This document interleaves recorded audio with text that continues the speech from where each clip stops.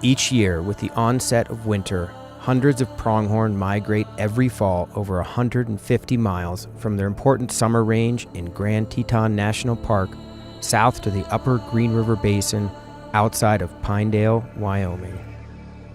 Pinedale is a place rich in water and hardy forage that fosters the largest gathering of pronghorn on Earth. This great migration, the path of the pronghorn, has been occurring for over 6,000 years. Some 48,000 pronghorn make the upper Green River Basin home in the winter, only to return to Grand Teton National Park every spring, making this migration corridor one of the longest in North America. The path of the pronghorn is one of the last and longest land migration corridors in North America. In 2008, this became the nation's first federally designated wildlife migration corridor, which not only protects this exclusively American animal, but several other species of Wyoming wildlife.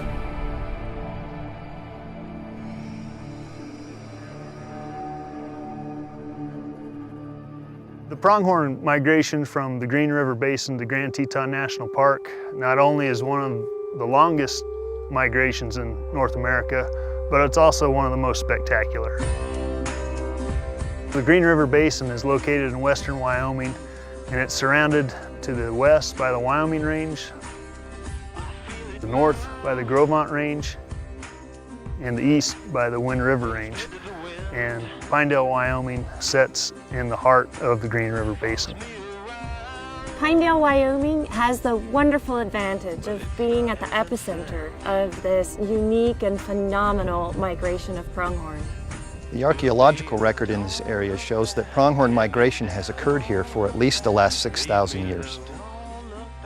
For over 1 million years prior to the arrival of European explorers, there were an estimated 35 million pronghorn roaming the plains of North America.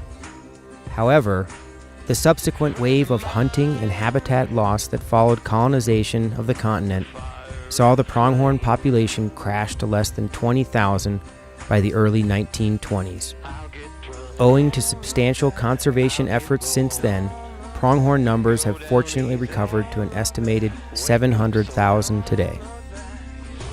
They're found nowhere else on the planet. They're only here in North America. So they are a very unique species. There's nothing left in North America that can outrun a pronghorn. Only the cheetah can, and of course it's not here.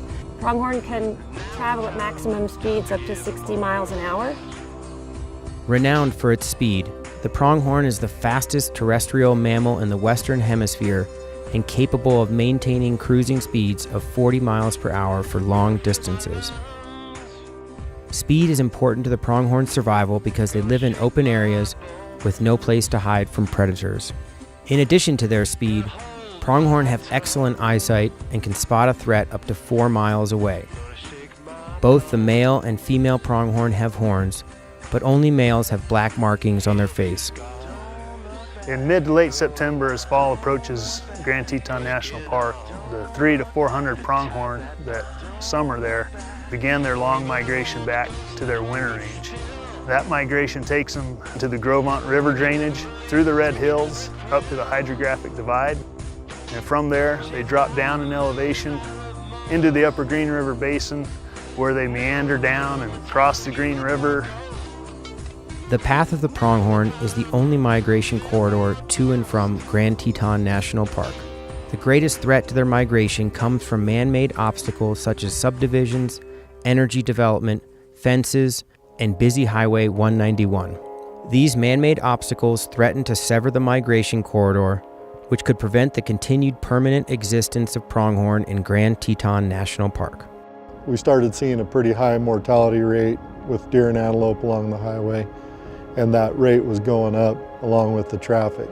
The threats to these migration corridors remains the same as it has been since the beginning. The only difference between then and now is that they're increasing in intensity. Ever-growing highway traffic increased this danger and was responsible for over 140 pronghorn deaths annually. Biologists were instrumental in identifying problem intersections along the migration corridor and U.S. Highway 191. A key bottleneck along this route is Trappers Point. Trappers Point area it's a narrow neck of land. and it's a natural migration route for any animals to come down and migrate along this area here.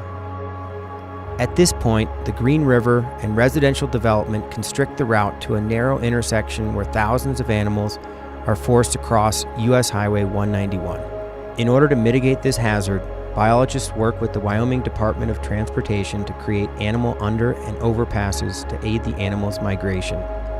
In 2010, the Wyoming Department of Transportation invested $9.7 million into a project that would install fencing and crossing structures along U.S. Highway 191.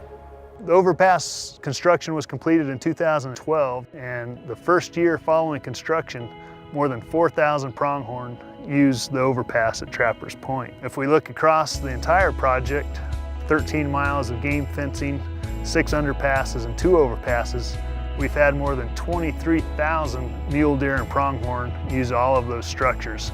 Over the past 2 years since the project's complete, we've seen a 80 to 90% reduction in the animal vehicle collisions. We continue to monitor and try and improve our success rate with this project so that we're getting fewer animals into the right-of-way.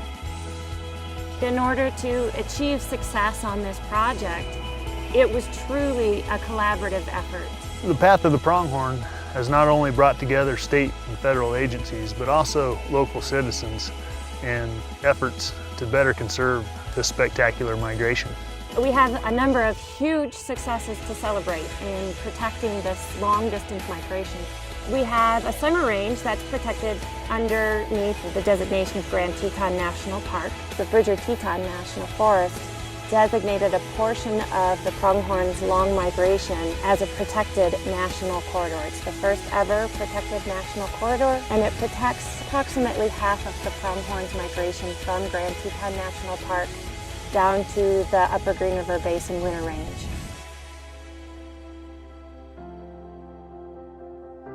I think the one thing that the Path of the Pronghorn migration really did was highlight the challenges associated with conserving migrations across long distances and a mix of land ownership. But it really started the dialogue going, and people began to recognize what could be done to help conserve parts of this migration.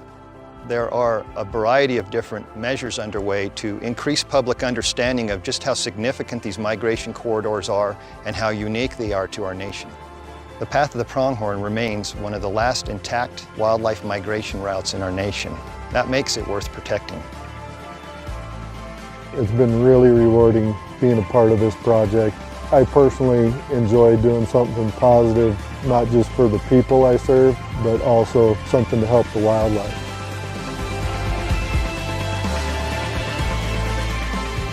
As a result of these conservation efforts, the Path of the Pronghorn Migration Corridor is a true conservation success story. Not only are the pronghorn and this great migration route more likely to thrive, it's a celebration for all people and an opportunity to witness this great land migration, the Path of the Pronghorn.